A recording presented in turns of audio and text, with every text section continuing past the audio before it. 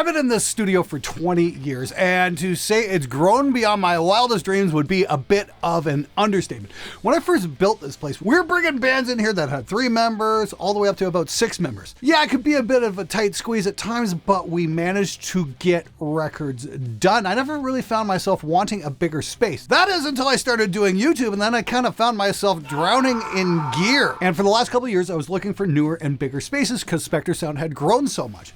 And I almost bought myself a church. Now, doing my show out of a church would have been great because, well, number one, the irony, because I'm a freaking atheist. Number two is just having so much space to work in. Like there was this huge upper section. There were rooms downstairs. I could have turned something into a cabinet room. I could have had a couple of different drum sets ready to go at any given time. It would have been awesome. But 2 main things stopped me from buying that place. Number one, no fiber optic. It was still on dial-up out there, and it would have been an absolute nightmare to do the kind of content I do. It's about a half-hour drive away from where I lived, and just wouldn't have really been possible, actually. And secondly, this is probably the most important thing, was the real estate market in the Windsor and Essex County area has gone completely insane, and I got outbid by $100,000 on that place. So there's just no way in hell I was going to get into a bidding war for that sort of thing. So I sat down and I thought long and hard about it. And I realized,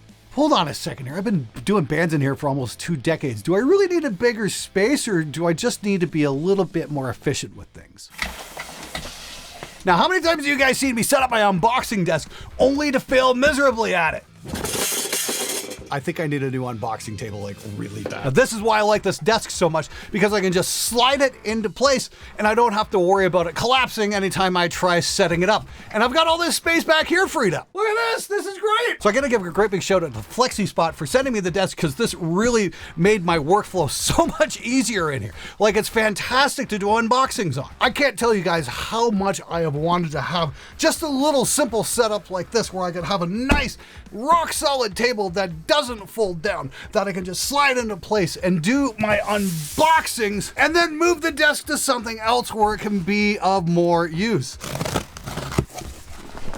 Ooh, this is the 440 Pure Vita edition. It has something to do with raising money for a rainforest or something like that. Ooh, look at that. Oh, it's heavy. Oh, that is just sick. Look at that. Just black on black. That is really freaking cool. Check that out on the close-up cam. Look at that. That is just sick. This has got some heavy weight to it. I'll have links on how you can find one of these in the description. Ooh, it's got the little rainforest thing on the bottom too. How cool is that? Very cool indeed. I love the Lewitt stuff. The 440 is an absolute monster. It's one of my favorite guitar mics. It's second only to the 640 and the 640 Rex. I've got a video coming up on that real soon. You do not want to miss that. That is hands down my favorite mic for heavy guitar. It's just taking things in a whole new dimension, and it is nothing short of outstanding. Thanks to Lewitt, guys, for this one. Can't wait to try this out on something soon. My point being is I don't have to struggle getting a table set up, shoot the piece, and then tear down the table again. This I can just slide into place and then move it back. That is so great. This table is so freaking versatile. It's changed my life here in the studio, because the studio's primary function has changed in the last 20 years.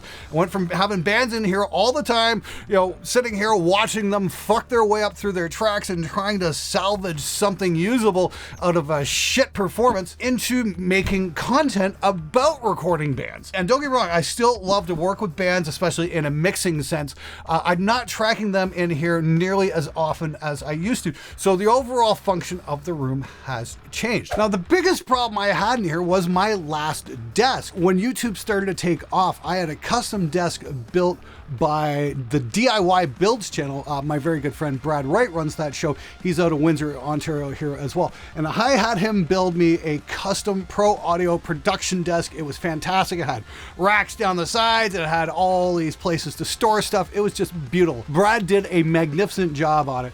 And as soon as I installed it, I realized one thing. That video is absolutely perfect for audio production. But when it comes to video production, it's maybe just a little too big and makes getting different shots other than this one main shot a whole lot more difficult, because there's nowhere to put a freaking camera. And then in the fall of 2020, I got the even better idea to put a rack full of amps over here, because apparently not having enough space hadn't quite sunk in, and I was still under the impression I was going to move out. whereas I was just taking up space I could use on other things. And so once again, I had Brad from DIY Builds build me some awesome amp racks. I actually had 2 of them in here, and only I wound up using the amps in the one, and the second one just sat there taking up space for the last couple of years, while so serving no valuable purpose at all other than looking cool. And that's the thing, I can make this studio look cool without actually having to take up unnecessary space and then leave myself room to put cameras around the place. Now, if you're asking the question, well, what happened to all your rack gear? Well, it's still here. It's just all off camera right now, and everything's set exactly where I can get it, and it's tucked out of the way. I just want to give a great big shout out to Samson for sending me these amazing racks. They've completely transformed the way how I work in here, and it's absolutely fantastic. Here are my racks. Once again, I gotta thank Samson for setting me up with these things. They're just absolutely phenomenal. They're rock solid, and they've got 22 spaces each, and they'll support 300 pounds. So just to go through this real quick, I've got an Army Fireface, followed up by a Red 16 line, my Neve 1073 OPX, Kramer 500 ADAT, and in the Cranbourne, my personal favorite units I've got right now are the SSL-E EQs. These are great. I'm using these on kick and snare. Channel inserted into those are my dynamics. I've got an IGS, an SPL transient designer, 4 channels of SSL compression, plus an IGS 2-channel bus compressor. Crazy thing is, this is actually just kind of like 8 channels out of a mixer at this point. I've got my preamps here, EQs, and compressors, and these are all inserted together. These all go from the Cranbourne on the ADAT up into the Fireface. Works out really well. And down at the bottom here, I've got 8 more pre's just in case I need them. I've got 4 API 512Cs, a couple of Cranbourne Camdens, Sonic Neve 1073 clone. I think it was like 150 bucks. Still got to do a review on that and shoot it out against the big guys up here. And then I've got a Stam tube pre. This one's pretty cool as well. And that's all plugged into a Black Lion Rack 8. It's also got a patch bay up front here in case I want to route some stuff without having to climb around the back. That's pretty damn cool. Oh yeah, let's not forget compressor number 1 here, the distressor. Check this out. This is something I've kind of added over the last couple months. Before, I used to have my switcher up here, and then I had my computer up on this ledge here. One of the big changes I made in here was to get a 55-inch OLED screen so I could just free up desk space here. Now, these 2 drawers here have been a real game changer for me because they just freed up so much desk space.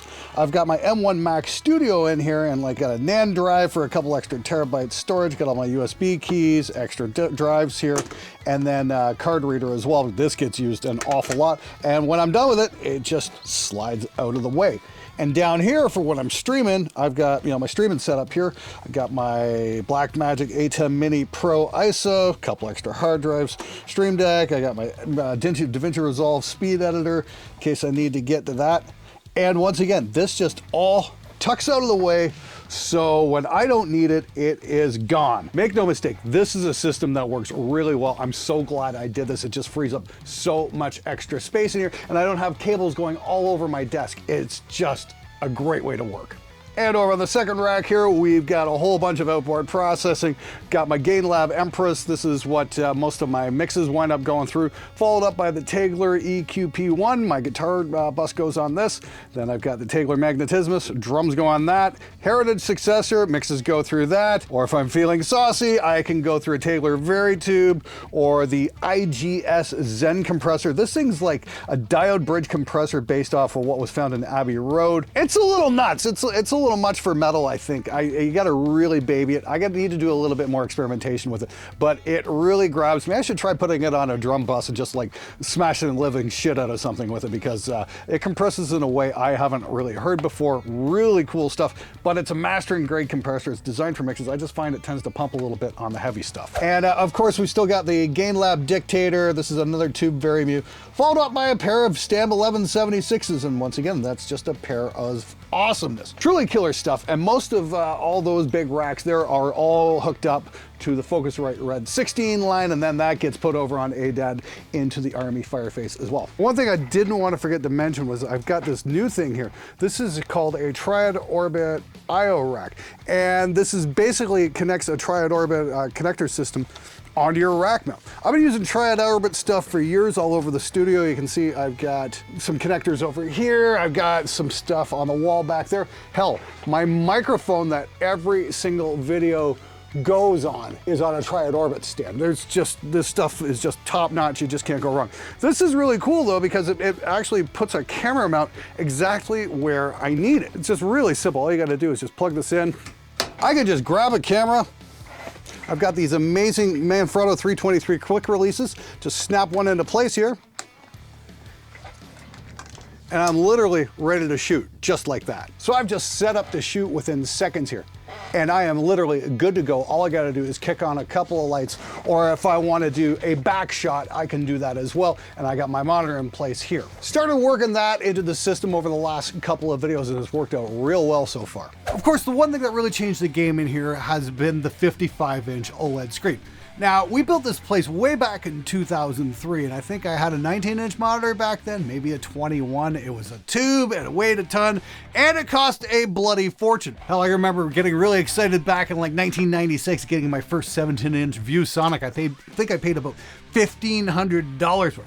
Man, technology has definitely come a long way in a few years, that's for sure. But still, it's been 2 decades since we built this place. And I remember we're standing in this room thinking, one day, there's gonna be a big screen up on that wall. Now, I originally thought it was gonna be way up high. We'd all be looking at it like this. And turns out ergonomically, that's not such a good idea if you're working at a screen for 8 to 12 hours a day. You don't wanna be doing this because you're gonna screw your neck up. You want basically the top bezel to be aligned with your eyes, and you can look down just a little bit. That's how I've got this set up here, and it seems to be working out great.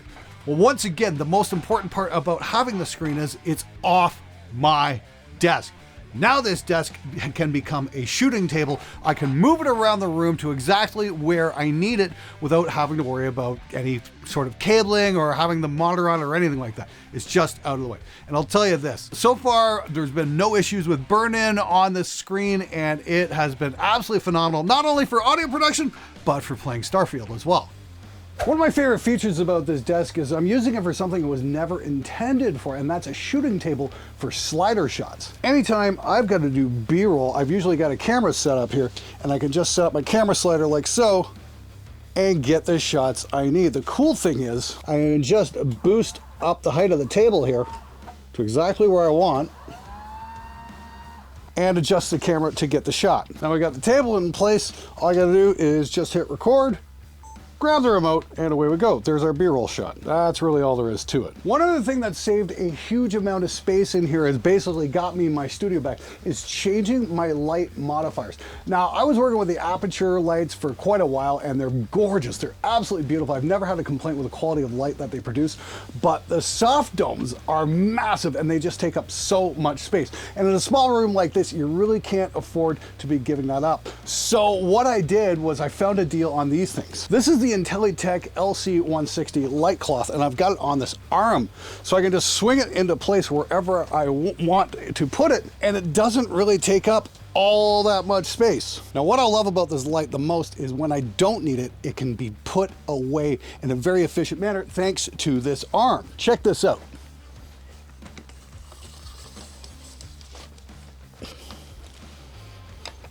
Suddenly, I've got all this space free. That is an absolute game changer. So Flexispot also sent me this awesome office chair, which is super configurable, does all kinds of cool stuff, works in a bunch of different situations. You know, you want to sit, you want to sit a little higher, sit a little lower, whatever. It's definitely, pardon the pun, flexible enough to suit your needs. I gotta say, this thing is super comfortable. I'm so glad they sent it to me.